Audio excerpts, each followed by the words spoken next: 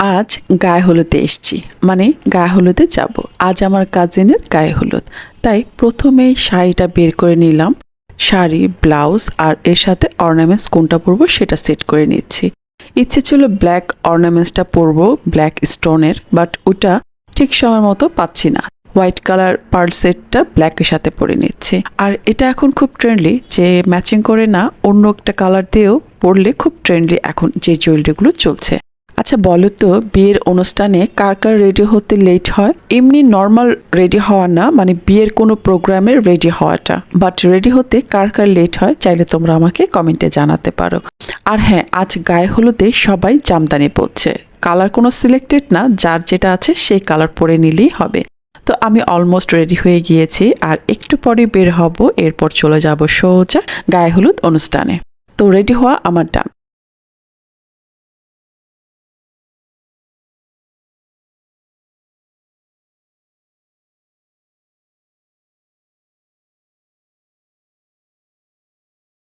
তো চলে এসেছি বিয়ে বাড়িতে।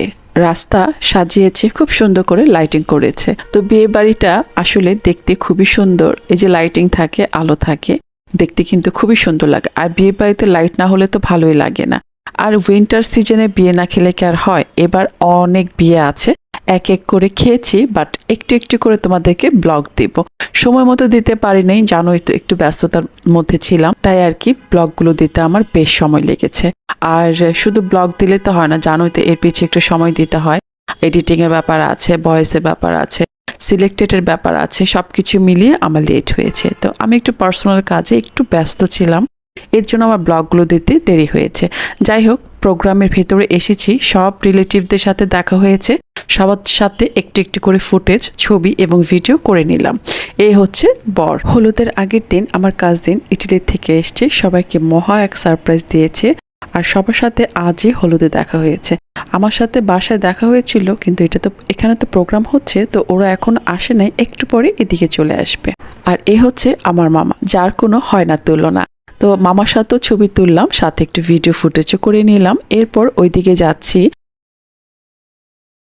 তো এরপর খাওয়া দাওয়া শেষে সবাই মিলে স্টেজে বসে বরের পাশে আমরা সবাই মিলে ছবি ভিডিও তুলে নিলাম। আর এই যে আমরা সব কাজিন, মাঝখানে আমার একটা ছোট খালাও আছে, তো সবাই মিলে একসাথে দাঁড়িয়েছি সুন্দর করে ফুটেজ নেওয়ার জন্য।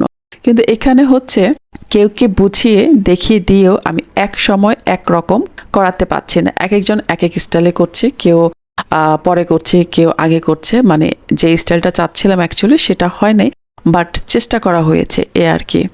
এরপর নিজেও একটু সলো ভিডিও করে নিলাম। এরপর আমরা বাহিরে যেয়ে সবাই মিলে আরেকটু ভিডিও করে নিলাম। তো গায়ে হলুদের ব্লগখানা আজ এখানে রাখছি। আল্লাহ হাফেজ।